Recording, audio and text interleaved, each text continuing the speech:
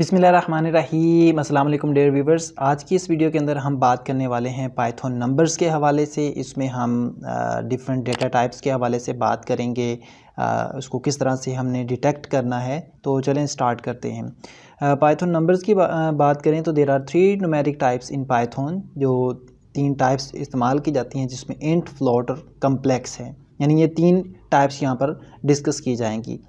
अच्छा, कम्प्लेक्स क्या होता है ये अभी बताता हूँ आपको। Variables of numeric types are created when you assign a value to them. जब भी आप किसी वेरिएबल को कोई भी वैल्यू असाइन करते हैं तो वो आपके पास जो है वो न्यूमेरिक टाइप जो है वो डिक्लेयर हो जाती है। जैसे अगर आप बात करें x असाइन 1, तो ये एक न्यूमेरिक वैल्यू है जिसे हम इंट कहते हैं। तो y असाइन 2.8 जो है वो आपके पास फ्लोट वेरिएबल है, वैल्यू है। और z is equal to 1j, ये आपके पास कम्प्लेक्स है। It means it's a mixture of numeric plus आपके पास जो है वो स्ट्रिंग वैल्यू जो है वो, अगर आपके पास किसी भी नंबर के साथ जो है वो j का इजाफा हो रहा है तो वो आपके पास कम्प्लेक्स बन जाता है। अब इसको अगर हमने चेक करना है कि आपके पास x, y और z की वैल्यू क्या है, तो उसमें करने का तरीकाकार क्या है ये हम यहाँ पर रन करते हैं। जैसे कि यहाँ पर आपने देखा कि ये 4 है और ये 14 है। अब इसको हम 1.4 कर देते हैं और यहाँ पर इसके साथ ही हम टाइप यूज़ करेंगे, ठीक है। और x को जो है इसकी टाइप चेक करेंगे और इसी तरह फिर इसकी टाइप चेक करेंगे, ठीक है। अब इसको हम रन करते हैं और इसके बाद आपको आउटपुट दिखाता हूँ कि ये क्या आउटपुट डिस्प्ले हो रही है। जैसे कि आप देख सकते हैं कि पहली क्लास जो है वो आपके पास इंटीजर की है और सेकंड क्लास जो है वो आपकी फ्लोट की है। तो बिल्कुल सही बताया इसने। जैसे कि आप देख सकते हैं ये वाला आपके पास जो है वो फंक्शन जो वेरिएबल है ये इंटीजर का है और सेकंड जो है वो फ्लोट का है। इसी तरह अब हम एक और वेरिएबल लेते हैं जिसमें हम 1j जो है वो कॉल करेंगे। यहाँ पे कॉमा लगाते हैं और y को चेक करने से पहले हम टाइप यूज़ करेंगे और उसके बाद इसको, ठीक है।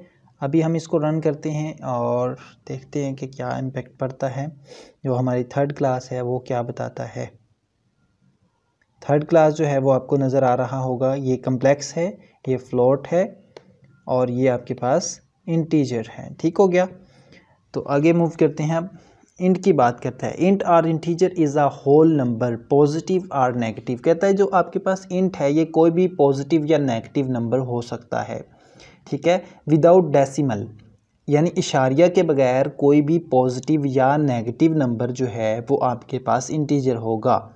Of unlimited length. अच्छा, यहाँ पे कोई स्पेसिफाई नहीं है कि लेंथ आपके पास कितनी होगी। जैसे कि आप एग्जाम्पल में देखेंगे x साइन 1, तो ये भी इंटीजर है। y साइन ये इतनी बड़ी वैल्यू जो है वो 35, 65, 62, 22, ठीक है। इतना प्रोनाउंस करना भी काफ़ी मुश्किल काम है।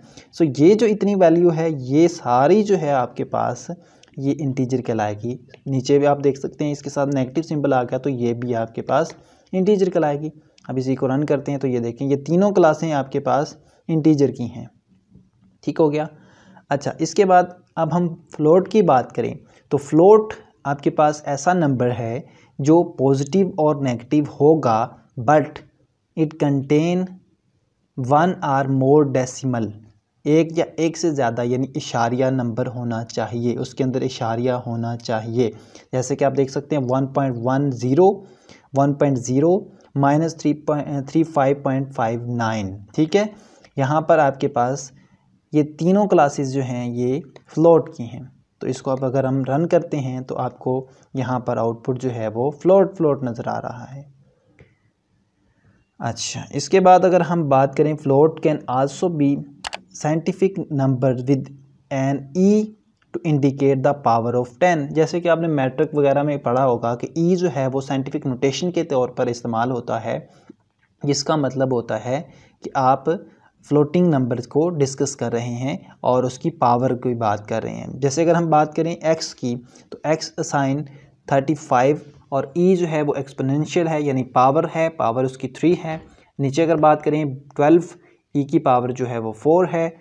इसी तरह नीचे आपके पास -87.7 की पावर जो है वो 100 है। अगर हम इसी की टाइप जो है वो चेक करेंगे तो आपके पास इन तीनों की टाइप जो है वो फ्लोट आएगी।